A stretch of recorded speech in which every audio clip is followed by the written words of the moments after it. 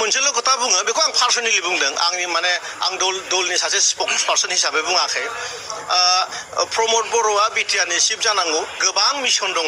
गोबां भिजनजों लानानै 40तानिबो बारा मिशनाव जों खामानि मावगासिनो दङ सान्थि बिटिआर सुक्तिया गोबां आरो दफा माखासे मावफुंजानांगौ दङ बे समाव आं मोनसे लुगैयो बिपिएफजों इउपिपिएलजों ज' जानांगौ खिन्थु हाग्रामा महिलारिया डिपुटि चिफ आरो आसामनि केबिनेटआव बिथाङा थानांगौ आरो फैगौ जे एसेम्बलि इलेक्सन 15टा जि समस्ति बेवहाय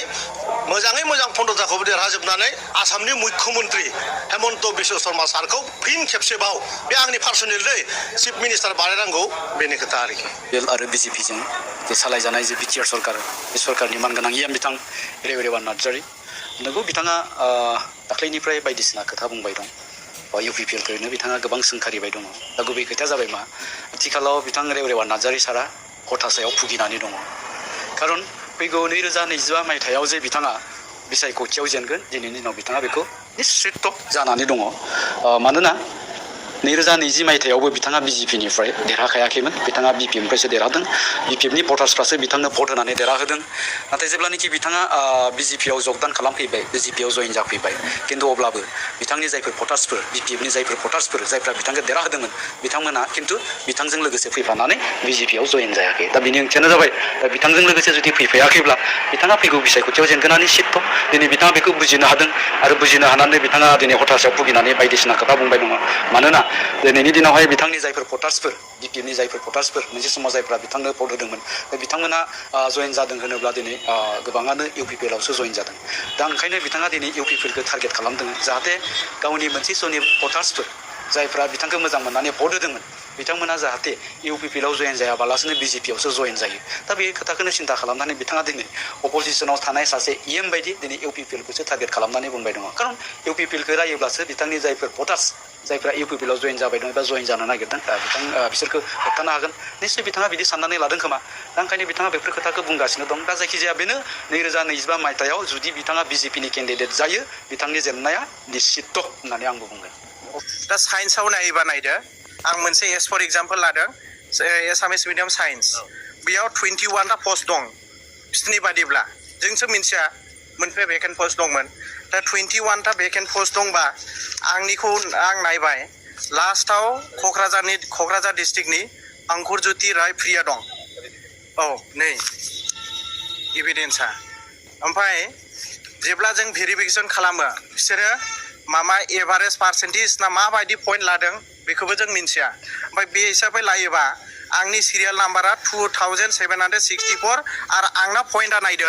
18.16 दं आरो बेनिफ्राय बुरजा जानांगौमोन ओमफ्राय जायहा सेलेक्सन जादों बिनिखौ नायदो नों बिनि सिरियाल लिस्टआ 3156 आरो बिनि पइन्टआ मोनदों 17.90 होमबा सोर सेलेक्सन जानांगौमोन बे जाबाय दा बेनो बोरै नायदो बे केन्डिडेटआबो क'क्राझारनि आंबो क'क्राझारनि ओमफ्राय बेबो ओबिसि आंबो ओबिसि बेबो मेल केन्डिडेट आंबो मेल केन्डिडेट होमबा सोर सेलेक्सन जानांगौमोन ओमफ्राय बे बिसोरो बोरै सेलेक्सन खालामदों ओमफ्राय नायदो बेयाव मा होदों बिटिसि टेट नाम्बार डिस्ट्रिक्ट ओमफ्राय केन्डिडेट नेम ओरै मा जेबो माबा गैया बिसोरनि एकाडेमिक मार्क्स गैया टेटआव बेसेबां मोनखो होमबा बिसोरो काट अफ मार्क्सथ' गैखाया ओमफ्राय बिसोरो खमसे खम बेखौ देखायनांगौ होमबासो जों क्लियार जायोमोन जुदि एक्सट्रा एडिसनेल बिसोरो एनसिसि बा बायदिसिना स्पर्ट्स बेखौ एड खालामोबा औ ओमफ्राय बेखौ बिसोरो देखायनांगौमोन होमबा क्लियार जायोमोन होमबा बे 17.90 मोननानै बोरै सेलेक्सन जाखो आरो आं 18.36 मोननानै आं मानो सेलेक्सन जायाखै 126 मार्क लानानै पास जादों ओमफ्राय आंना हायार सेकेन्डारि मार्कआ 65% ओमफ्राय ग्रेजुवेसनाव 69% ओमफ्राय डिएलएडआव 71% 25.67 आंना माबा थानानैबो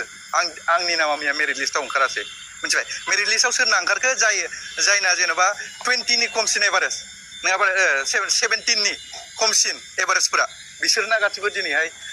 नामा गाखोदों आरोना मेरिट लिस्टआवहाय खावलायनायाथ' आङो बे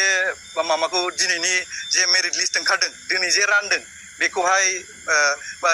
उइथड्र खालामथ'नांगौ उइथड्र खालामथ'नानै गोदानै मेरिट लिस्ट दिहुनफिननांगौ आरो ना जों जाय बुरजा बुरजा मार्क मोनग्रा बिसोरनो जोङो बे पस्टफोरखौ होनांगौ आरो ना बुरजा बुरजा टेटआव मार्क मोनग्रा हायार सेकेन्डारिफोराव मार्क मोनग्रा मेरिट बेसिसैहाय जोंनो बे लिस्टखौ बरनफिननांगौ दा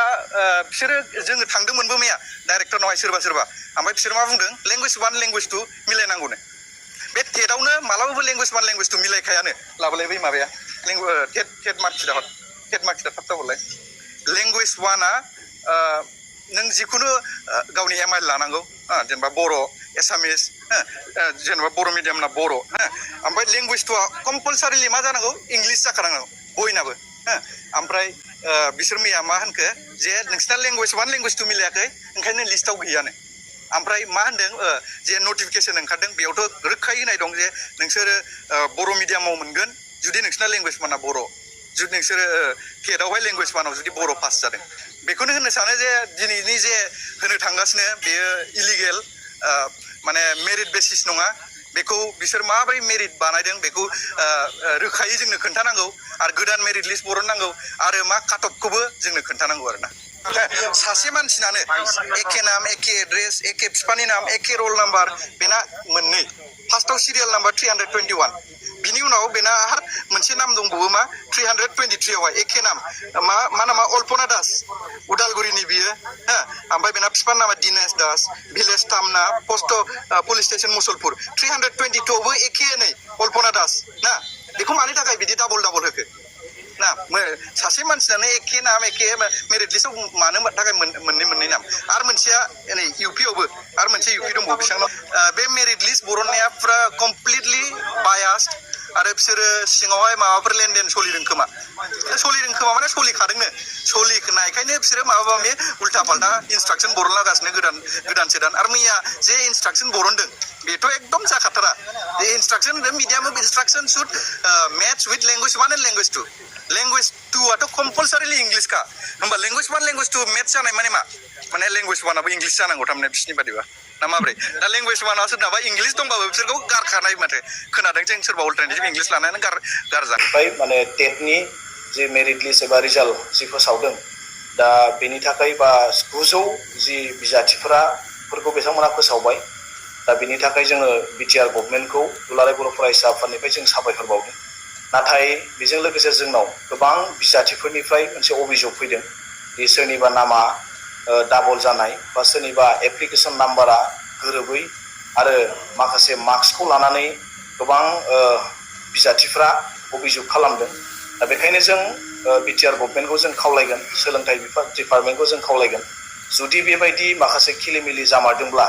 बेखौ बिटिआर गभर्नमेन्टआ मोजाङै नायफामनांगौ मोजाङै बिथांमोना नायनांगौ आरो बेखौ खनसेबाव बिथांमोना बेखौ नायफिनजोबनाया मोजां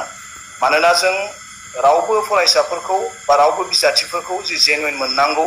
जाखिनि मेरिटआव फैनो गोनां बिजाथिफोर थालांनायखौ जों दुलाराय बर' फरायसाफोरा माब्लाबाबो जों लुगैया आरो बेबायदि मेरिटआव फैनो गोनां बिजाथिफोरनि थाखाय दुलाराय बर' फरायसाफोरा जों जेब्लाबो खामानि मावगोन दा बेखायनो जोंनाव जेसेबांखिनि अभियोग फैदों दा बेखौ लानानै दिनै जोङो बुंबाय दा बेजों लोगोसे गोबां माखासे अभियोगफोर दंबावो जों बेनि डाटाखौ जोङो बुथुमबाय थादों आरो बेखौ लानानै जोङो बावैसो समनि गेजेराव बिटिआरनि चिफ मानगोनां बिथांजों जोङो सावरायगोन आरो बेफोर माखासे जेंनाफोरखौ बोस्रांनांगौनि थाखाय राहा लामाखौ जों लागोन